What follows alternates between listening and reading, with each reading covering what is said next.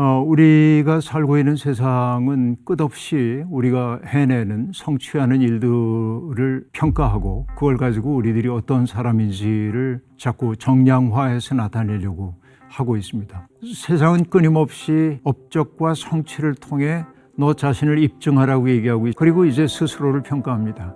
나는 인생의 실패자야. 그런데 인생의 성공과 실패라고 하는 것은 그렇게 단순하게 얘기할 수 없을 것 같습니다. 먼 훗날 우리가 하나님 앞에 설 때 하나님이 우리에게 던지시는 질문은 내가 세상에서 어떤 업적을 이루었느냐 하는 것은 아닐 거라고 봅니다. 너는 세상에서 어떠한 사람이었느냐라는 질문일 겁니다.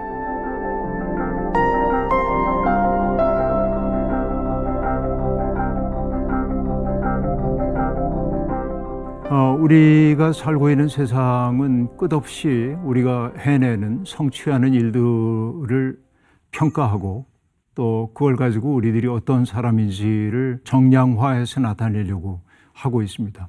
이것이 대표적인 것이 수치를 통해서 우리의 업적을 가늠해 보는 일들인데요. 수량화 또 계측 가능성 이런 것들로 내 삶을 평가하는 일에 나도 모르게 익숙해져 살게 마련이란 말이죠. 어릴 때부터 그러잖아요. 학교에서도 성적이 몇 등인지 몇 점인지 이런 걸 보고 또 대학에 들어가도 대학 순위가 어떠한지 내가 들어가는 대학은 어떠한지 직장 생활을 해도 연봉을 얼마나 받는지 또 내가 살고 있는 주택의 평수 몇 평인지 이런 끝없는 수치에 내 삶을 걸어놓고 살게 되죠. 그러다 보니까 내가 만족스러운 그 수치를 얻지 못할 때에는 내 삶이 무가치한 것처럼 느껴지고 그리고 남들이 나를 바라보면서 조롱할 것 같은 그런 느낌이 들기도 하고 그러죠. 사실 인생을 산다고 하는 것은 모두가 공평하게 출발하지는 않았기 때문에 사람들은 다 다릅니다. 어떤 사람은 건강한 체질로 태어나고 어떤 사람은 병약하고 어떤 사람은 날 때부터 장애를 갖고 태어나기도 하고요. 또 머리가 좋은 사람도 있고 그렇지 못한 사람도 있고 굉장히 다양합니다. 그런데 똑같은 기준을 가지고 사람들을 평가하기 시작하면 우리의 삶이 고단해질 수밖에 없는 것이죠. 그렇기 때문에 우리는 공평함이 없는 세상에서 내 삶을 어떻게 살아야 하는지에 대한 고민을 깊이 해가야 할 걸로 알고 있습니다. 얼마 전서부터 저는 그 숲을 가르치는 선생님으로부터 많은 가르침을 얻곤 하는데요. 그 선생님이 그런 이야기를 하십니다. 숲속에 있는 나무들을 좀 보라는 거죠. 그 나무는 씨가 떨어져 가지고 싹을 틔우고 자라난 것들인데 씨가 떨어진 그 자리가 때로는 척박한 자리일 수도 있고 경쟁이 굉장히 심화된 자리일 수도 있고 영양분이 부족한 곳일 수도 있고 햇빛 받기 어려운 장소일 수도 있는 거죠. 그러나 씨앗은 자기가 떨어진 그 자리에서 옮겨갈 수가 없습니다. 그렇다고 해서 씨앗이 원망하지 않죠. 다만 때를 기다렸다가 정말 최선을 다해서 햇빛을 받으려고 하고 수분을 안으로 품어가지고 싹을 틔우고 그리고 한껏 광합성하기 위해서 몸을 뒤틀기도 하고 그러면서 살아냅니다. 나는 그래서 그 숲을 바라보면서 장엄한 삶을 느끼게 되는데요. 바위 위에 떨어진 씨앗도 발화되기를 기다리고 그리고 마침내 싹을 틔우게 됐을 때 말라 죽지 않기 위해서 최선을 다하는 모습을 볼 수 있습니다. 그것이 생명의 신비라고 하는 생각이 듭니다. 인간 홀로 유정해서 나에게 주어져 있는 삶의 여건 같은 것들을 원망하고 이런 경우가 아주 많이 있습니다. 그러나 바꿀 수 없는 우리의 인생의 조건이라고 한다면 그것을 내 삶으로 수용할 수 있는 용기가 필요하겠다 하는 생각이 들고요. 그래서 남들과 비교하면은 나의 출발은 상당히 더디지만 내 삶에 아름다움이 있을 거라고 생각하고 살아갈 수 있는 내면의 든든함 같은 것들이 우리에게 필요하다는 생각을 하고 있습니다. 생명은 언제나 그렇죠. 남들과의 경쟁 속에 살 수밖에 없는 게 생명입니다. 숲의 나무들도 그러하죠. 큰 나무 아래에 자라는 나무들은 자기 나름의 생존 전략을 만들어내야 합니다. 때때로 경쟁을 하기도 하고요. 또 어떤 때는 서로 협력하기도 해야 합니다. 그런데 우리에게 중요한 것은 내게 주어져 있는 인생의 여건을 받아들이되 그것을 어떻게 창조적으로 전환시켜가면서 아름다운 인생을 빚어낼 것인가 하는 고민을 우리가 해나가야 한다는 거죠. 그러기 위해서는 스스로 생각해야 합니다. 내 삶에 대해서 생각하고 내 삶을 스스로 결정하려고 하는 내면의 능력이 우리 속에 자라나야 한다는 이야기죠.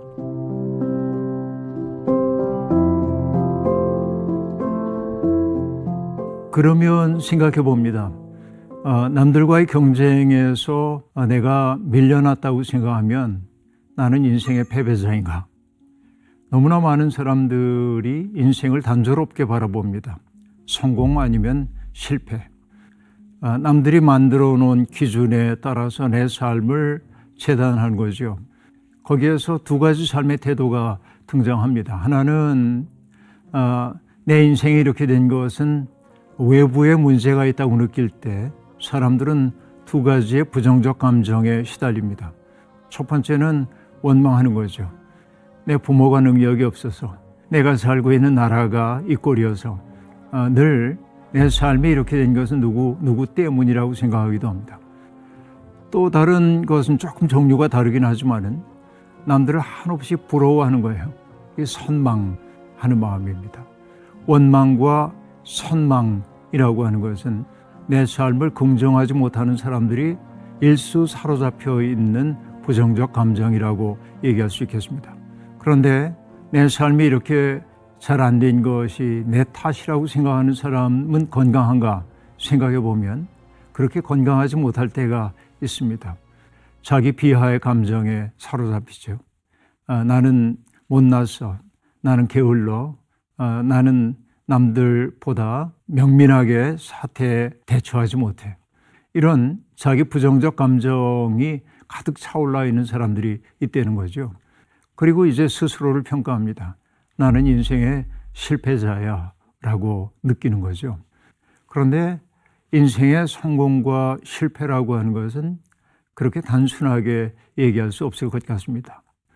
먼 훗날 우리가 하나님 앞에 설 때 하나님이 우리에게 던지시는 질문은 내가 세상에서 어떤 업적을 이루었느냐 하는 것은 아닐 거라고 봅니다. 너는 세상에서 어떠한 사람이었느냐라는 질문일 겁니다. 그렇다고 한다면 인생의 성공과 실패는 세속적 기준으로 보면은 그가 성취한 내용에 따라 판단되지만 그러나 나의 존재에 대한 평가는 다른 기준으로 이루어질 수밖에 없다라고 하는 이야기. 그래서 남들이 나를 실패자라고 얘기한다 할지라도 내가 누군가에게 친절하고 내가 누군가에게 따뜻한 사람이고 누군가에 깊이 공감해 주는 사람이고 또 그 사람의 말을 경청할 줄 아는 사람이고 내가 나를 선물로 줄 수 아는 사람이라고 한다면 정말 나는 성공적 존재로 이 땅에서 살고 있는 거다라는 생각이 드는 거죠.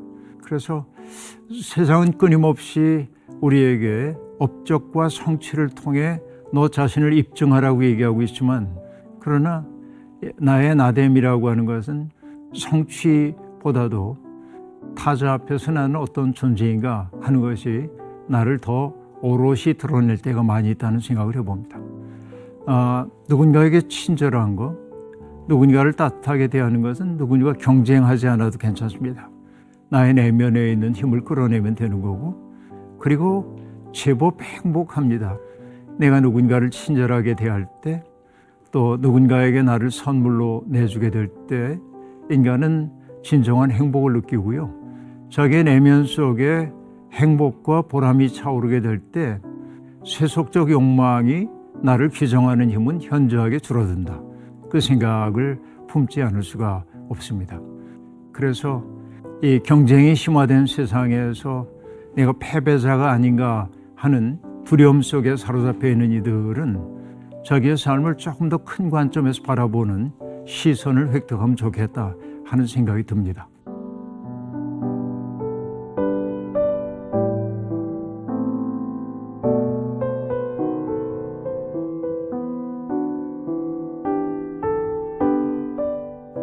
사람마다 이제 기준이 다르죠. 어떤 사람은 뭐 광고에 등장하고 있는 모든 것들을 소유하거나 누리지 못하면은 내가 불행하다고 느끼는 사람도 있는가 하면 그거 전혀 없어도 스스로 행복한 사람도 있고 그러죠. 그러니까 우리가 가지고 있는 욕구는 채워져야 한다고 생각합니다. 뭐 굶주려서도 안 되고 또 내가 안심하고 살 수 있는 머물 수 있는 공간도 있어야 하고 나를 품어줄 수 있는 옷도 입을 수 있어야 하고 아주 가장 기본적인 인간적 삶을 누릴 수 있도록 문화생활도 할 수 있으면 좋겠고 그러나 그것을 이제 기준을 자꾸 높여가다 보면 나는 언제나 부족함에 시달릴 수밖에 없죠. 나에게 주어져 있는 삶이라고 하는 게 무한히 값지다고 하는 생각을 머릿속에 품는다고 한다면 내가 원하는 아주 넉넉하고 행복한 인생의 조건이 내게 없다고 해가지고 인생 포기하듯 살아서는 안 된다는 생각을 저는 품고 있습니다. 그래서 조금 우리들이 자기의 삶을 주체적으로 돌아볼 수 있는 능력이 필요하다는 얘기를 거듭거듭 하게 되는데 그러니까 항상 남이 만들어 놓은 삶의 문법 속에서 내가 산단 말이에요. 그러니까 그건 뭐냐 어떤 그 트랙 위를 달리는 것과 똑같은데 욕망의 문법은 동일하게 가지고 있으면서 그 트랙에서 우리가 차지할 수 있는 상은 아주 제한되어 있는데 그것들을 누리기 위해 달려가고는 있는데 언제나 그 상이라고 하는 것은 소수에게만 돌아가도록 되어 있고 그렇다고 한다면 나는 이런 트랙 위에서의 삶 말고 다른 삶을 한번 시도해 볼 거야. 이런 마음을 가질 수는 없을까? 오늘 우리가 살고 있는 신자유주의적 경제질서 이 속에서 살아가면서 우리가 빼앗긴 굉장히 중요한 능력이 하나 있습니다. 그것은 뭐냐? 다른 삶이 가능하다는 사실을 상상하지 못하게 만들어요. 그러니까 행복의 길이 하나밖에 없는 것처럼 우리를 몰아가고 있다 하는 얘기죠. 그런데 사실은 눈을 들어서 바라보면은 인간이 행복할 수 있는 길들이 제법 많이 있는데 그런 길이 마치 없는 것처럼 우리는 생각하고 가고 있단 말이죠. 그래서 우리가 가져야 하는 것은 얼만큼이라고 얘기하기보다는 자기의 내면 속에 자족하는 마음, 감사하는 마음 이런 것들이 내 속에 있을 때 적은 일에도 우리들이 만족하고 기뻐할 수 있는 능력이 생기게 되는데 언제나 내 삶의 기준을 타자들에게 놓고 그들이 만든 기준에 맞춰 살려다 보면 진정한 만족이라고 하는 걸 느낄 수가 없죠. 그래서 종종 떠오르는 이야기가 있는데요. 디오게네스라고 하는 사람의 이야기죠. 흔히 일설로 들려오는 이야기, 알렉산더 대왕이 찾아와서 자기를 도와달라고 하면서 소원이 있으면 말하라고 얘기할 때 좀 물러나 달라고 당신이 내 햇빛을 가리고 있다고 이거로 유명한 사람입니다만 어느 날 이제 그 알렉산더 대왕이 디오게네스의 친구를 보냈다는 거죠. 가서 설득을 좀 해달라고. 그때 마침 디오게네스는 콩고트리로 식사를 하고 있었는데 그건 비난하기 이를 데 없는 식사였죠. 초라한 식사였습니다.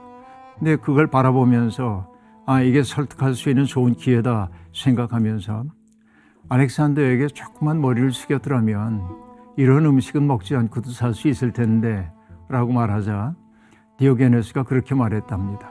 이런 콩고트리를 먹고도 만족할 수 있다면 고개 숙이지 않고 살아도 됐을 텐데 라고 말하는 거죠. 어느 게 더 나은 삶인지에 대해서는 자기 스스로가 평가할 수밖에 없습니다. 그러니까 우리가 남들이 만들어 놓은 기준, 그것을 내 삶의 기준으로 삼는 한 나는 행복을 누리기가 매우 어려울 거다 하는 생각이 늘 들어요. 내 삶이 그렇게 빈곤한 게 아니라는 사실을 알기 시작하는데 우리는 이제 나도 모르는 사이에 사회화된 자아가 있습니다. 남이 끝없이 너는 지금 불행한 거야. 너는 지금 결핍 속에 있어. 너는 지금 패배자야. 이런 말들에 나 스스로를 묶어두고 살고 있지 않는가 생각해서 행복할 수 있는 것들은 이미 우리에게 많이 주어져 있는데 그것을 누리지는 못하고 오히려 남들이 가지고 있는 것들을 건너다 보느라고 내 시간을 낭비.